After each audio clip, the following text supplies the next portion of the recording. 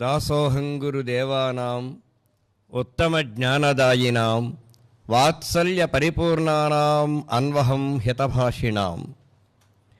శ్రీరామో మమ దేవతా రఘువరం రామం భజే ధార్మికం.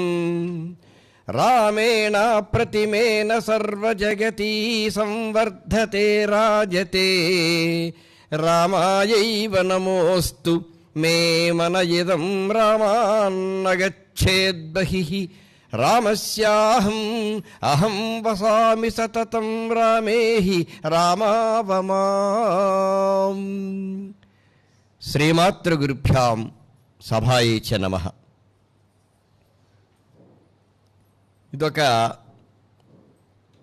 విచిత్రమైన సభ, విలక్షణమైన అనుభూతిని అందించేటువంటి సభ. ఎందుకంటే 40 ఏళ్లుగా వేదికలతోనూ మైకులతోనూ మాకు అవినాభావ సంబంధం ఉంది. ఇంచుమించు అన్నీ ఒకే ధోరణిలో నడుస్తూ ఉంటాయి. మీరు అన్నట్టుగా ఉండ్రాజోరంలో మాట్లాడినా లేకపోతే లాస్ ఏంజల్స్లో మాట్లాడినా ఇంచుమించుగా ఒకలా పెడతాయి. కానీ ఈ వేదిక ఒక ప్రత్యేకమైన విలక్షణం కలిగినటువంటిది. సరే, ఇందాక ఆయన అన్నారు, ఈ ప్రక్క వరప్రసాద్, ఆ ప్రక్క శివప్రసాద్, మధ్యలో పద్మం. మరి రాముడు, సీత అంటే లక్ష్మీదేవి, లక్ష్మి పద్మాసన, ఆ పద్మమే భూమిక లక్ష్మీదేవికి. సరే, శివుడిని పార్వతి అడిగితే శ్రీరామ రామ రామేతి రమే రామే మనోరమే సహస్రనామ తత్తుల్యం రామనామ వరాననే అని లోకానికి పార్వతి వంకతో ఉపదేశించిన మహనీయుడు పరమేశ్వరుడు శివుడు అక్కడున్నాడు. మరి జగన్నాథాన్ని డీజే అన్నాం కనుక ఈయన డిఎస్ అనొచ్చేమో చక్కగా. డిఎస్ మరి అంతే, దువ్వాడ శివప్రసాద్ కాబట్టి జగన్నాథం జే అయ్యాడు, శివప్రసాద్ శివుడు అవ్వాలి. డిఎస్ గారిని సింపుల్గా పిలవచ్చు, ఆల్రెడీ పిలుస్తున్నారేమో నాకు డౌటే. ఆయన మాట్లాడిన తీరు చాలా చక్కగా ఉంది, చాలా బాగా మాట్లాడారు. ఆయన మంచి తేజస్వంతుడిగా కూడా ఉన్నాడు. ఆయన మాటలో కూడా, ముఖంలోనే కాకుండా మాటలో కూడా మంచి తేజస్సు ఉంది. ఆయన నిలబడి మాట్లాడారు కదా, నేను కూడా నిలబడి మాట్లాడదాం అనుకుంటే మీరు కూర్చుని మాట్లాడండి అని చెప్పకుండానే మైక్ ఇలా వచ్చేసారు ఇక్కడ. అంటే కూర్చుని మాట్లాడడం అర్థం అనమాట. నేను అర్థం చేసుకున్నా. సరే, వారి కోరిక నేను ఎందుకు కాదనాలి, లేదంటే నేను ఇంకా 4 కాలాల పాటు నిలబడాలనుకుంటున్నాను, నిలబడగలను కూడా. ఇంకా పద్మాకర్ గారికి మాకు ఉన్న అవినాభావ సంబంధం. చిన్నప్పుడు అతను ఇంకా చదువుకుంటున్న విద్యార్థిగా ఉన్నప్పుడు మేమిద్దరం మాస్టర్లం. మా ఇంటికి వస్తూ ఉండేవాడు, వంటింట్లోకి వెళ్ళిపోతుండేవాడు. అతనికి ఏదైనా ఆకలి వేస్తే ఏది కావాలో తీసుకుని తిన్నాం. అది కొంచెం చిన్నప్పుడు ఆకలి ఎక్కువ ఉండేది, ఇప్పుడు ఏముందో, ఇప్పుడు జ్ఞానం ఆకలి, అప్పుడు ఆహారం ఆకలి అన్నమాట. సరే, ఏం కావాలి నీకు, ఏదో కావాలన్నాడు. నువ్వు హాల్లో ఉండు, నేను పట్టుకొచ్చిస్తాను నీకు అని ఇవిడికి ఆకలేయడం. ఇవన్నీ నాకు ఎల్లారో చూసేవాడు అనమాట. నేను ఆ రకంగా మా ఇంట్లో పిల్లాడిలాగా పెరిగాడు. మా ఇద్దరు పిల్లలు, నా ఇద్దరు మగపిల్ల కింద పెద్ద అబ్బాయిలాగా పెరిగాడు మా పద్మాకర్ అంటే. మా ఇద్దరికి కూడా గారంగా పెరిగాడు ఇతను. అలా కళ్ళ ముందు గారంగా పెరిగిన పద్మాకర్ అలా చూస్తూ ఉండగానే ఇంత విశ్వవ్యాప్తిని పొందడం చాలా ఆనందంగా ఉంది. నేను ఎక్కడికి వెళ్ళినా, బెంగళూరుని అతనే చెప్పాడు కదా, నేను ఎక్కడికి వెళ్ళిన అవధానాన్ని కూడా తీసుకెళ్ళిపోతూ ఉండేవాడు అనమాట. అవధానం నేర్చుకోవాలని కోరిక అతనికి ఉంది, నేర్పాలనే కోరిక నాకు ఉంది. కానీ నేర్పడం అంటే ఏదో శాస్త్రం పాఠం చెప్పినట్టు, సాహిత్యం కావ్యం పాఠం చెప్పినట్టు అవధానం పాఠం చెప్పడం కుదరదు. ప్రాక్టికల్గానే నేర్పాలి దాన్ని. అందుకే నేను ఎక్కడ అవధానం కింద అక్కడ కూడా తీసుకుపోతూ ఉండేవాడిని. అలా అతనికి మంచి అవగాహన కలిగింది, దాంతో పెద్దవాడయ్యాడు. గమ్మత్ ఏంటంటే, రాముడు ఉన్నాడు, వారు బాలరామాయణ అన్నారు. సరే, అచ్చంగా నేను చెప్పకపోయినా నన్ను ఏ టాపిక్ ఇచ్చి ప్రసంగం చేయమన్నా రాముడి గురించి ప్రస్తావించకుండా ఉండను. అలా వెళ్ళిపోతుంది. నాకు అదొక అలవాటు దగ్గరది. అది ఒక్కొక్కరు ఒక్కొక్క అలవాటు అట్లా ఉంటుంటుంది అనమాట. అలాగే మధురాపత్రి సత్యనారాయణ శాస్త్రి గారిని ఏ టాపిక్ మాట్లాడమన్నా భారతంలో గడిపేవాడు ఆయన. భారతం రాకుండా ఆయనకు ఉండేది కాదు. ఇలా ఒక్కొక్కరు ఇష్టమైనటువంటి సబ్జెక్ట్ అనమాట అది. సరే, రాముడు ఉన్నాడు, రాముడు దేవుడే. కానీ ఎంత దేవుడైనా మానవోపాధిలో ఉన్నాడు కాబట్టి, ఉపాధి అంటే శరీరం అని అర్థం.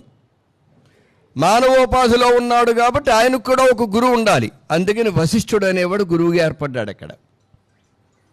తర్వాత విశ్వామిత్రుడు కూడా అయ్యాడు.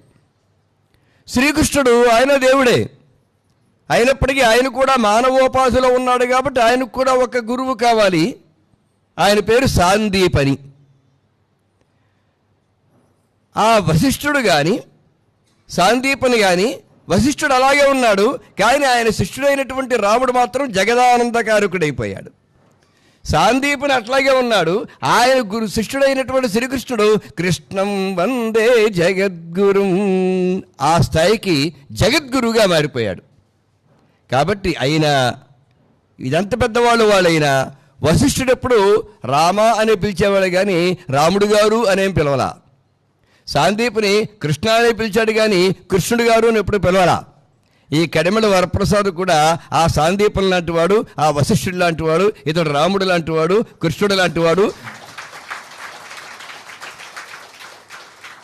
నేను పద్మాకర్ అని ఏకవచనంలో పిలుస్తాను అని బహువచనంలో పిలవడం కుదరదు. దీనికి ఎవరైనా అభ్యంతరం పెట్టినా ఆ అభ్యంతరం వారికి ఉండుగాక, నేను ఆ అభ్యంతరాన్ని స్వీకరించాను ముందే చెప్పేస్తున్నాను.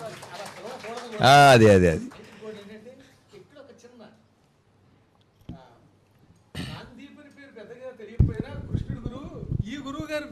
ప్రపంచానికి తెలుసు.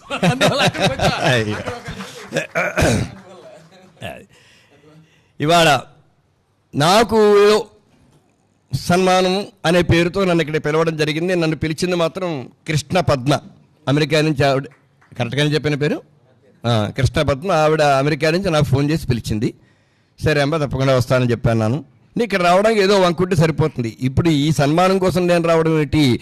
ఇక్కడ నేను 7th క్లాస్ పార్ట్ వాల్యుయేషన్కి వస్తే 10th క్లాస్ పార్ట్ వాల్యుయేషన్కి వస్తే వీళ్ళింట్లోనే ఉండి ఆ వారం రోజులు 10 రోజులు కూడాను నేను చెప్పాను ఇందాక, నా శ్రీమతి వండి పెడితే పద్మాకర్ తినేవాడిని, అప్పుడు రంగవేణి వండి పెడితే నేను తినేవాడిని. కావలసినవాడిని నేను. ఓసారి అయితే ఒక 4 రోజులు అయిపోయిన తర్వాత ఇంకా 3 రోజులు ఎంతో ఉన్నది. వాళ్ళకి ఎందుకు అనుకోకుండా వాళ్ళ అన్నదమ్ములు అంటే వీడి బావగారులు వాళ్ళు వచ్చారు. మనుషులు పెరిగారు. వెంటనే నాకు పాపం రంగవేణి ఒక్కతే ఉంది, నేనైతే వేణి అని అంటాను, రంగవేణి కూడా పూర్తిగాను. వేణి ఒక్కతో తను అలా వండి పెడుతోంది, జనాలు పెరిగారు, మరి కష్టం కదా అనుకుని, అమ్మ నేను మరో చోటుకు వెళ్ళిపోతాను, నువ్వే ఇబ్బంది పడద్దు అంటే, అప్పుడు అంటే ఇంక జనం పెరిగారు కదా అంటే, వాళ్ళందరికీ వండగలని మీకు వండేది నాకు ఎక్కువైపోతుందా, మీరు వెళ్ళడానికి వీళ్ళది ఇక్కడే ఉండాలని అంటే. అది ఆ ప్రేమాభిమానాలు అలాంటివి అంతే. ఇంకా ఆ తర్వాత మళ్ళీ నాకు స్పాట్ వాల్యుయేషన్ పడినప్పుడు మాత్రం మళ్ళీ నేను మా అన్నయ్య కడిమెడ సంగమేశ్వరరావు అని ఇక్కడికి అంటే బండెక్కితే 5 నిమిషాల దూరం అనమాట, అంత దగ్గరలో ఉన్నాడు ఇక్కడ మా అన్నయ్య కడిమెడ సంగమేశ్వరరావు. ఆయన వచ్చాడేంటి అక్కడికి కనబడలా. అన్నయ్య వచ్చావా? నమో నమః నమో నమః. మా అన్నయ్య పార్వత్మారికి నమస్కరిస్తున్నాను. ఎందాడని చూడలేదు నేను. వాళ్ళ ఇంట్లో ఉన్నాను. అప్పుడు వేణు ఒక మాట ఉంది. తర్వాత మళ్ళీ వీళ్ళింటికి వెళ్ళినప్పుడు, మీరు ఈసారి స్పాట్ వాల్యుయేషన్కి మా ఇంటికి రాకుండా మీ అన్నయ్య గారి ఇంటికి వెళ్ళిపోయారు, నేను చాలా హర్ట్ అయ్యానండి అంది. రైటేనమ్మా, మీరు హర్ట్ అవుతారని తెలుసు, కానీ ఇదివరకు పరిస్థితి వేరు, ఇప్పుడు పరిస్థితి వేరు. ఇప్పుడు పద్మాకర్ దంపతులు ఎక్కడుంటారో తెలియదు, నైమిసారణ్యంలో ఉంటారో తెలియదు, దండకారణ్యంలో ఉంటారో తెలియదు, ఏ అడవిలో ఉంటారో తెలియదు. అడవి అన్నాను ఏమనుకోకండి, అరణ్యం సంస్కృతం అడవి తెలియ అంత తేడా ఏం లేదు అక్కడ. అందుకని ఉంటారో తెలియదు, మళ్ళీ నేను ఇబ్బంది పడతాను, అందుకే రాలేదు. మీకు ఏర్పాట్లు మీకు చేసేస్తామండి అన్నారు. అలా ఎవరి చేతో ఏర్పాటు చేస్తే నాకెలా కుదురుతుంది? ఉంటే మీరుండాలి, లేదా మా అన్నయ్య వదిలే ఉండాలి. అంతేగాని మరొకరు ఎవరు ఏర్పాటు చేసి పెడితే అది హోటల్లో ఉన్నట్టు ఉంటుంది. అందుకని అక్కడ వెళ్ళిపోయి ఏమనుకోవద్దు, మీ ఇంటికి ఎప్పుడైనా రాగలను కదా అని ఆనాటి మా మధ్య జరిగిన సంభాషణ నాకు ఇప్పుడు అలా గుర్తుండిపోయాయన్నమాట. అది మా మధ్య ఉన్నటువంటి అవినాభావ సంబంధం. నిజంగా చాలా చాలా పైకి వెళ్ళాడు. అంత పైకి వెళ్ళినా ఎదిగిన కొద్దీ ఒదిగే లక్షణం ఇతనిలో కనిపిస్తుంది. ఏమాత్రం అహంకారం లేకుండా నా దగ్గర అవధానం నేర్చుకుని నాతో పాటే అవధానం కలిసి కూడా అవధానం చేసి నా సంచాలకత్వంలో అవధానం చేశాడు. నాతో జంటగా అవధానాలు చేయడం 2 కూడా జరిగాయి. అతని శతావధానాలకి నేను సంచాలకుడిగా ఉన్నాను, అతని సహస్రావధానానికి నేను సంచాలకుడిగా ఉన్నాను. కనుక మా సాహితీ వ్యవసాయం ఇలా సాగుతూనే ఉన్నది ఉండుగాక. ఏ రీతిన్ కొనియాడనౌను, ఏ రీతిన్ కొనియాడనౌను కవితా హేళా ప్రబంధ ప్రభాస్ఫారోదంచిత భారతీ నవవధూపాదాబ్జ సింజాన మంజీరధ్వాన విశేష సంగతుల వాసింగంచు సత్కీర్తి సంభారోదారవధానమూర్తి వికదా, సత్కీర్తి సంభారోదారవధానమూర్తి వికదా, వర్ధిల్లు పద్మాకరా.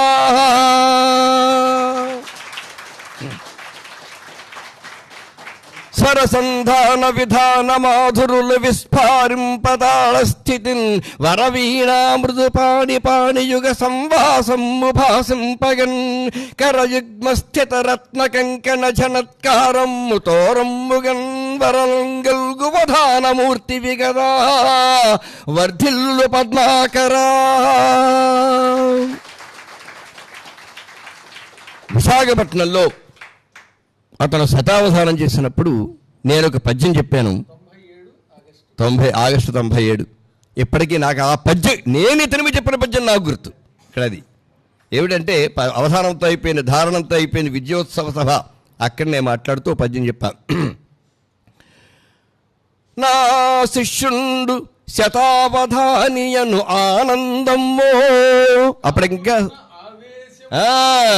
ఇంకా అతను సహస్రావధానం కాల, శతావధానం. అది కూడా కొత్తగా చేస్తున్నాడు. నా శిష్యుండు శతావధానియను ఆనందమ్మో కాకున్న ఆవేశమ్మో అనుభూతియో భయమో త్రవ్వెన్ గుండెల్లోతులన్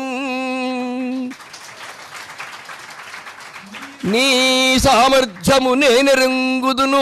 నేను చెప్పిన పద్యం నాకిగా రతన కూడా ధారణ ఉంది, అదో విశేషం ఇక్కడది. నీ సామర్థ్యము నేనెరుంగుదును కానీ లిప్తకాలము నీ బాసల్ నిల్చిన గుండె ఆగినదిరా వత్సా చమర్చన్ కనుల్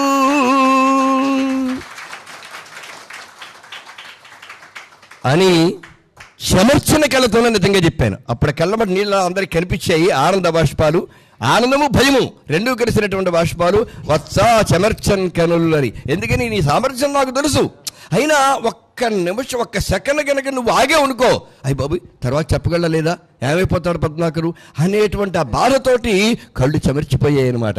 కనుక నీ బాసలు లిప్తకాలము నీ బాసలు నిలిచిన గుండె ఆగినదిరా వత్సా చమర్చన్ కనులు.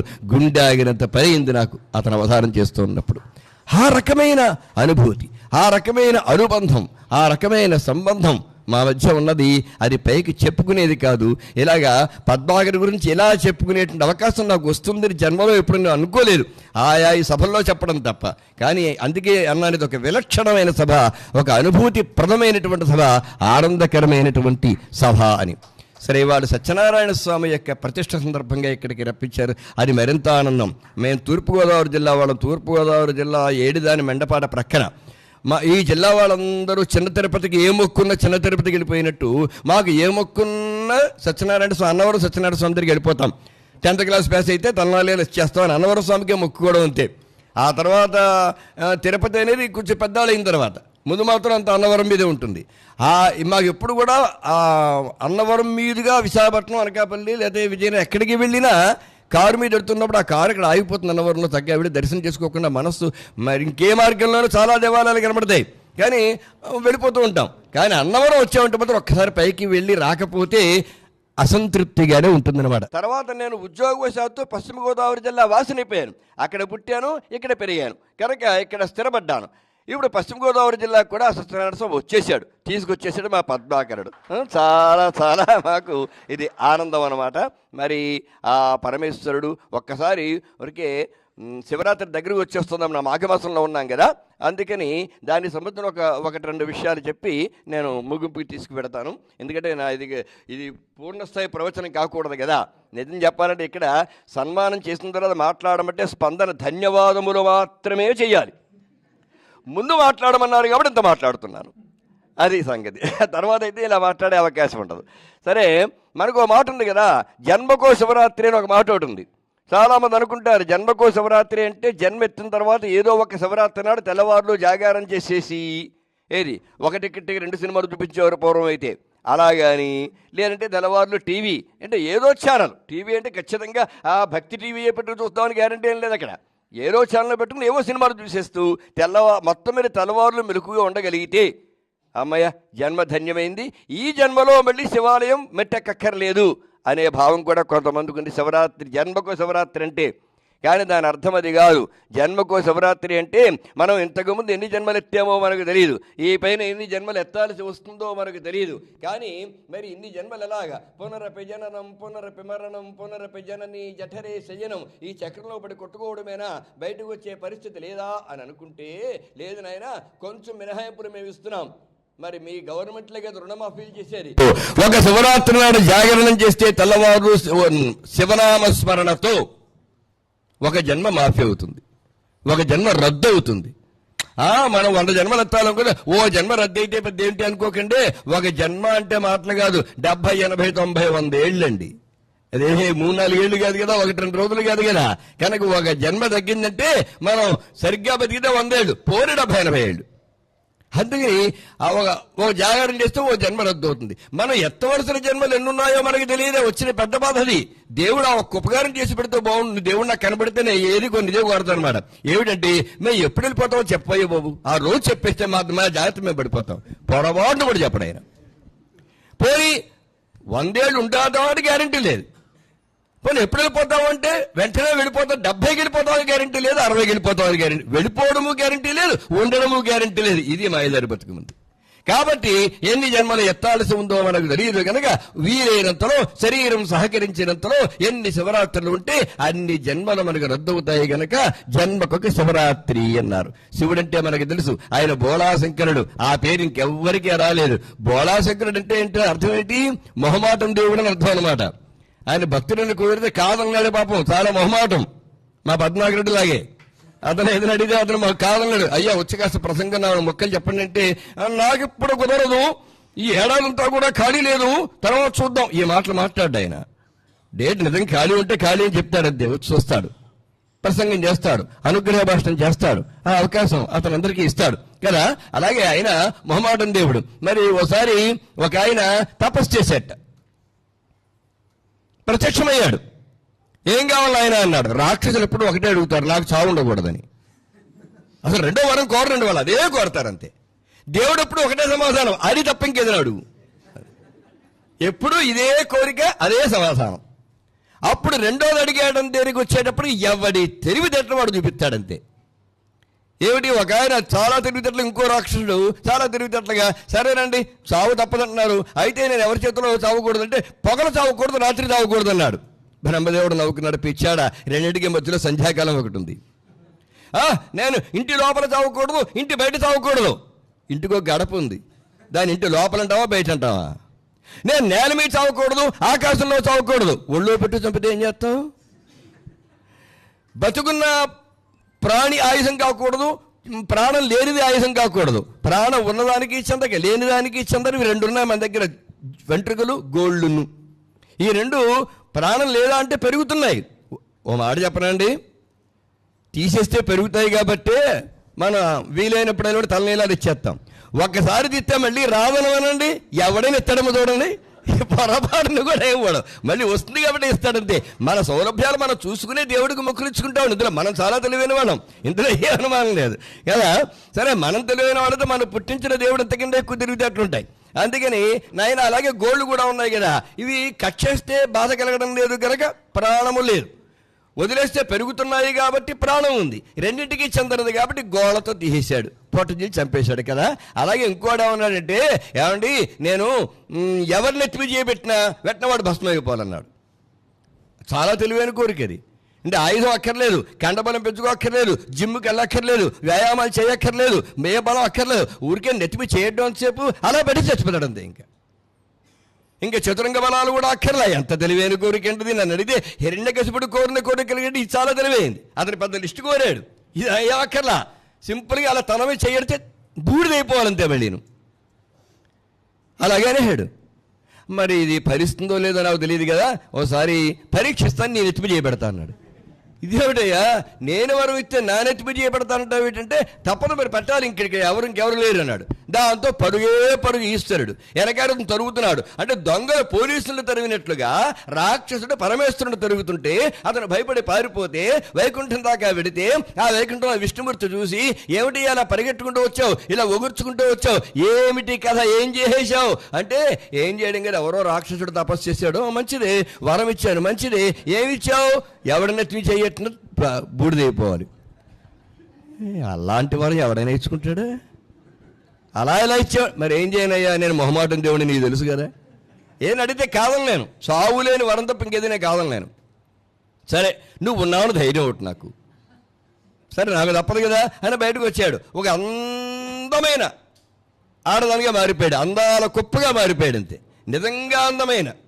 మామూలుగా ఏదో ఆ మధ్య ఏదో సినిమాలో చూశానులేండి, ఏదో నేను నిన్ను ప్రేమిస్తున్నానంటాడు, వెట్టినట్టుంది, ఏంటి ప్రేమించడం అంటే, అందంగా ఉంటే ప్రేమించేస్తావా, నువ్వు అందంగా ఉన్నావు అని వీడే అన్నా, అక్కడ తనకి ఏదో నేర్చుకుంటోంది, అంటే అందంగా ఉంటే ప్రేమించేస్తావా అని. వెంటనే వీడన్నాడు, నీ గుండెల మీద చెయ్యేసుకుని చెప్పు కదా, అందంగా ఉంటే ప్రేమించేస్తావా, ఐశ్వర్యరాయ్ నాకంటే అందంగా ఉంటుంది, దాన్ని ప్రేమించేస్తావా అంది. వెంటనే వీడంటాడు, నీ గుండెల మీద చెయ్యేసుకుని చెప్పు, ఐశ్వర్యరాయ్ నీకంటే అందంగా ఉంటుందా అని. వెంటనే మెలికలు తిరిగిపోయింది, సగం పడిపోయింది అయితే అక్కడికి. కాదనుకో అందరూ అంటారు కదా, నమ్మేసింది అనమాట. ఇలాగా మామూలుగా అందంగా లేకపోయినా అందంగా ఉన్నావు అంటే ఆడద పడిపోతుంది. ఇది నిజంగానే జగన్మోహిని కదా, ఆ విష్ణుమూర్తే వచ్చాడు కదా, ఆ అందానికి వీడు పడిపోగా అవుతాడు, పడిపోయాడు. ఇప్పుడు ఈశ్వరుని తరుగుకుంటూ వచ్చారన్న సంగతి మర్చిపోయి దీని బల్లో పడిపోయి, నన్ను పెళ్ళాడతావా, అక్కడ మరి ధర్మంగానే అడిగాడు, నన్ను పెళ్ళాడతావా అన్నాడు. అయ్యో నీలాంటి మహావీరుడు మహా తపస్శాలి పెళ్ళాడతానంటే ఎంతకంటే ఆనందం ఏం కావాలి నాకు. సరే కానీ ఒక నియమం ఉంది, మా ఇంట్లో అందరికీ, మా వంశంలో అందరికీ కూడా నాట్యము గృహ విద్య, మా ఇంటికి వచ్చే అల్లుడు కూడా మరి నాట్య విద్యా సంపన్నుడు కావాలి, మరి నాకు రాదు నాట్యం, నేర్చుకుంటావా, అంతకంటే ఆనందమా, నేర్చుకుంటాను. ఇంకా అక్కడి నుంచి రకరకాలుగా ఒళ్ళు తిప్పింది జగన్మోహిని. కాలు ఎలా తిప్పితే అలా కాలు తిప్పాడు, అడుగు ఎలా వేస్తే అడుగు అలా వేశాడు, నడుము ఎలా తిప్పితే నడుము అలా తిప్పాడు, చేతులు ఎలా తిప్పితే అలా తిప్పాడు. తర్వాత నెమ్మదిగా 2 చేతులు ఇలా తెచ్చుకుని ఇలా నెత్తిగా పెట్టుకుంటే జగన్మోహిని వాడు పెట్టుకున్నాడు, బూడిదైపోయాడు. ఎవరు నెత్తి మీద చెయ్యి పెట్టినా బూడిదైపోవాలి అన్న దాంట్లో ఆ ఎవరిలో తాను ఉంటాడుగా, నేను తప్ప అని మినహాయింపు వీడు అడగలేదు, దేవుడు ఇవ్వలేదు. అది అక్కడ దేవుడు తెలివితేటలు అయిపోయాడు. ఇది అందరికీ తెలుసున్న కథే, అందరికీ తెలుసున్న కథ చెప్పి సమయం వృధా చేయడం వృధా కదా. మరి ఎందుకు చెప్పారండి అంటే, ఇందులో నాకు సందేహం ఉంది. ఏమిటంటే, ఈశ్వరుడు భయపడి పారిపోయాడా? ఈశ్వరుడిగా భయపడి పారిపోయే పరిస్థితి ఉంటే, ఈశ్వరుడే చావుకు భయపడితే అతనలా మృత్యుంజయుడు అవుతాడు. మృత్యుంజయుడు అనే పేరు శివుడికి తప్ప లోకంలో మరెవ్వరికీ లేదు. శివుడు మృత్యువుకి భయపడ్డమేంటి? శివుడు పారిపోతే అతను భయపడితే అభయం కోసం మనం ఆయన్ని ఆశ్రయించడం ఏంటి? శివరాత్రి నాడు తెల్లవారులు అభిషేకాలు చేయడం, కొండ నీళ్లు తెచ్చి ఏదో నీలకంఠుని సరసపై నీళ్లు జల్లి పత్తిరి సుమంత ఎవ్వాడు పారవైచు కామధేనువు వానింటి గాడి పసరము అల్ల సురశాకి వానింటి మొల్ల చెట్టు అని మన రాజశేఖర చరిత్రలో మాదయ్య గారు మనన్న గారు చెప్పారే, అంత ఓళాశంకరుడే. అయినా ఆ పని మాత్రం ఎందుకు చేయడం? ఆయన భయపడేవాడైతే ఈశ్వరుడు భయపడలా, భయపడినట్టు నటించాడంతే. ఎందుకని నటించలేదనుకోండి, అతనికి ముట్టుకున్న ఏం కాదు, మనం పుట్టాం కనుక మరణిస్తాం. ఈశ్వరుడు పుట్టాడా? పుడితే తల్లెవరు తండ్రి ఎవరు? పార్వతీదేవి అడిగిందట, మీరేదో పెద్ద గొప్పవాడు అనుకుంటున్నారు లోకం అంతాను, ఏంటి గొప్పదనో, మీకు అమ్మ నాన్న, నాకైతే ఒక అమ్మ నాన్న ఉన్నారు, నాకు దిక్కుంది, నేను సనాతనం, మీరు అనాథలండి అందట.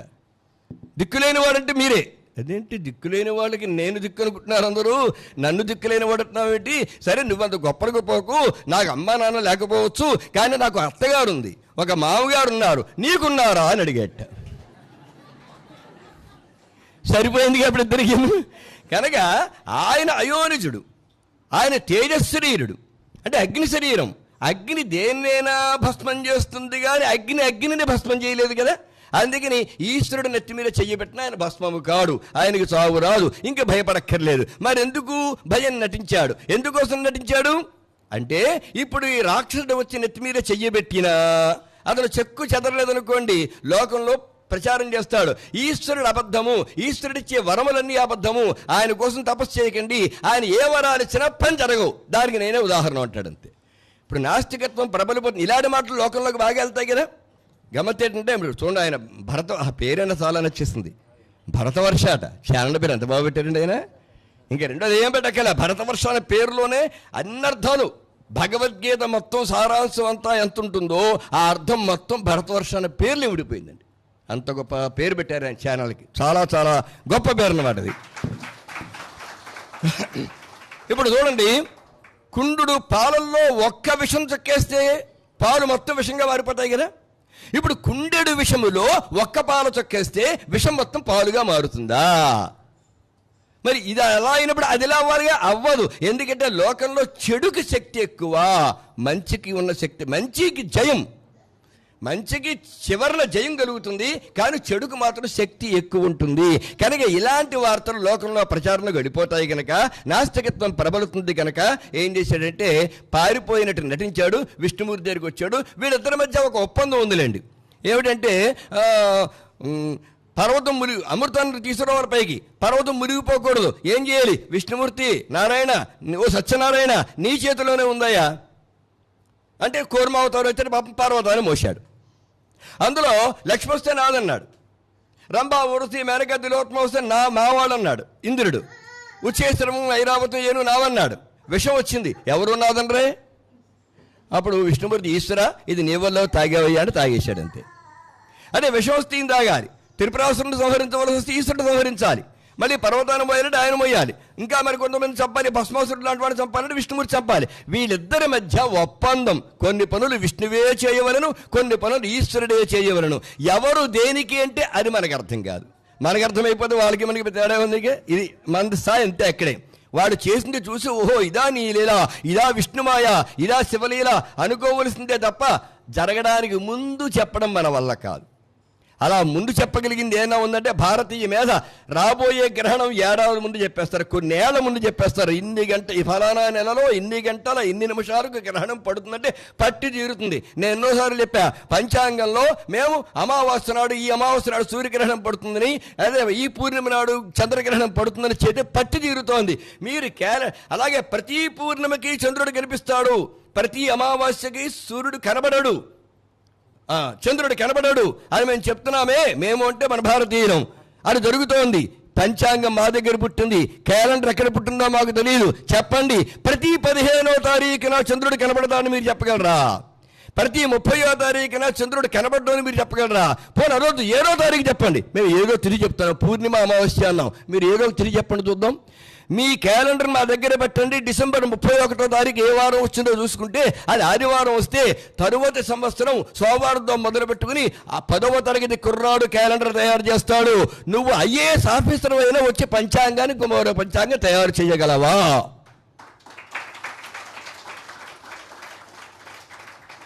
అది మన మేధ. కనుక ఎవరైనా దాసోహం అనవలసింది తప్పదు. అయినప్పటికీ మనకు కూడా తెలియదు ఏంటంటే విష్ణుమయ శివలీల మాత్రం మనకు తెలియవు, కనుక అనుభవించవలసిందే. అటువంటి చిద్విలాసులు, లీలా సంపన్నులు, మాయా సంపన్నులు మనల్ని అనుగ్రహించడం కోసమే వారు పుట్టినవారు. ఎలా ఉంటుందంటే ఒక అడవిలో శివలింగం కనిపించింది అంటే భక్తులకి ఎంత పారవస్యం రావాలి. అలాంటి పారవస్యం వస్తే శివుడు మోక్షం ఇస్తాడు మనకి. ఈ భక్తుడు ఎవరైనా మోక్షం ఇస్తాడు, ముగింపుకు వస్తున్నారు, కంగారు పడకండి. మరి ఒక అడవిలో శివలింగం కనిపించింది. పరమభక్తుడు, ఇంకేం తెలియదు అతను, భక్తి తప్ప ఇంకేం లేదు, ఏం చదువుకోరా, వేలుముద్ర గాళ్ళు అనాలి తప్ప వేలుముద్రకి అవసరం కూడా ఆ కాలంలో వాళ్ళకి ఏం లేదు. బాధపడ్డాడుతాం, అడవిలో శివలింగం ఏంటండి, ఇది కూడా అడవిలాగాడు ఒకప్పుడు నేను చెప్పారు ఇప్పుడులాగా. అడవిలోనే శివుడు వెలిసాడు. మరి ఇక్కడ శివుడికి అలాంటివంటి ఇష్టమేమో. ఇవాళ మహామహా నగరాలుగా ఉన్న శ్రీశైలాదులు ఇవన్నీ కూడా ఒకప్పుడు అడవిలే. కాళహస్తి ఒకప్పుడు అడవి. ఆ కాళహస్తిలో శివలింగం చూశాడు ఆయన.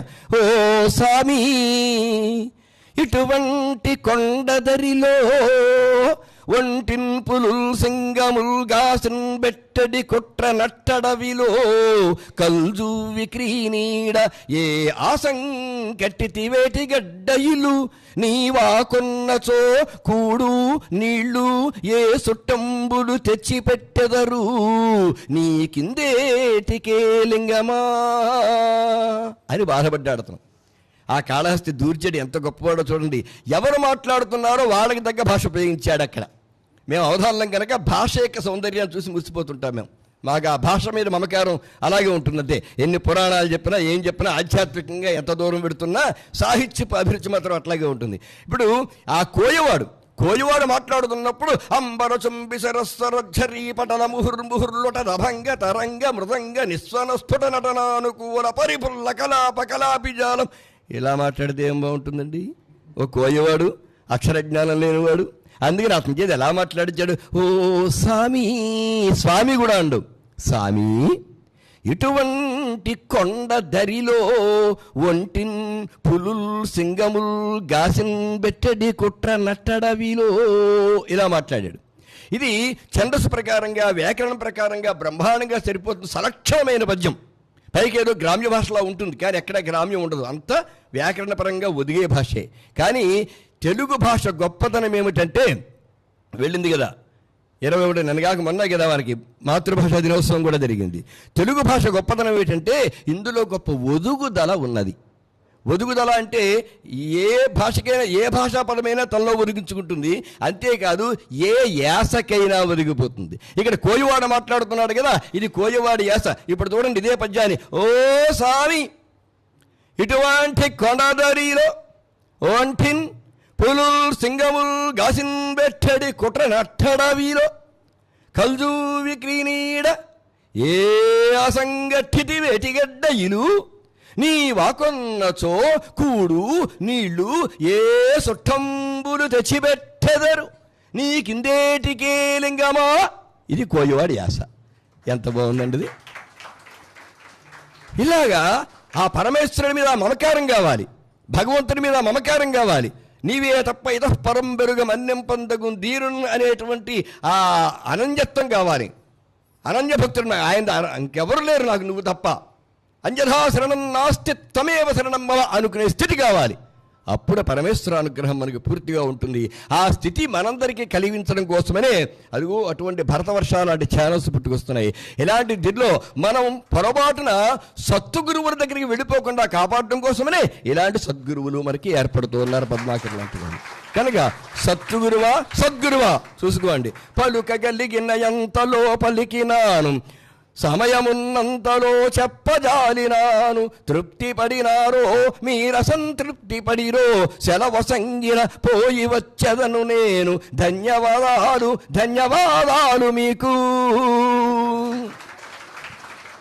హలం బట్టి బంగారం, కలం బట్టి సంస్కారం, గళం ఎత్తి గాంధర్వం సాధించిన జాతి మనది. శిశువులైన పశువులైన నాగులైన నరులైన తలయూచే సంగీతం వినిపించిన జాతి మనది. అక్షరలే మత్సరింప నటరాజే పరవశింప అడుగడుగున ఒడుపు చూపి నర్తించిన జాతి మనది. పైడి జరి పట్టుబట్ట అగ్గెపెట్టెలో అమర్చి పనితనమున పస చూపిన జానలున్న జాతి మనది. కత్తి కంటి పదునైనది కలమంటూ చాటి చెప్పి సాహిత్యం సౌహిత్యం కలబోసిన జాతి మనది.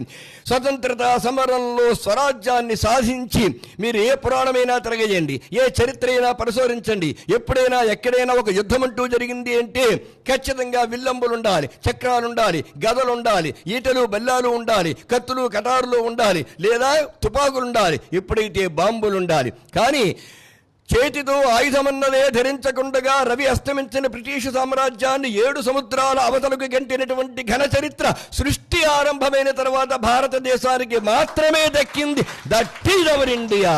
మేరా భారత్ మహాన్ హై. స్వతంత్రత సమరంలో స్వరాజ్యాన్ని సాధించి అహింసయే ఆయుధమని చాటించిన జాతి మనది. ఆ జాతికి మన పిల్లలు వారసులై ఎదగాలి. భరతమాత కన్నులలో దివ్వెలుగా వెలగాలి. తెలుగు తల్లి పదాలపై మువ్వలుగా మ్రోగాలి. వారంతా అట్టివారు అవుతారని ఆశిస్తా, వారంతా గొప్పవారు కావాలని కాంక్షిస్తా, క్రమశిక్షణ మార్గంలో నడవాలని శాసిస్తా, ఆశిస్తా, కాంక్షిస్తా, శాసిస్తా, సెలవిస్తే వెళ్ళొస్తా.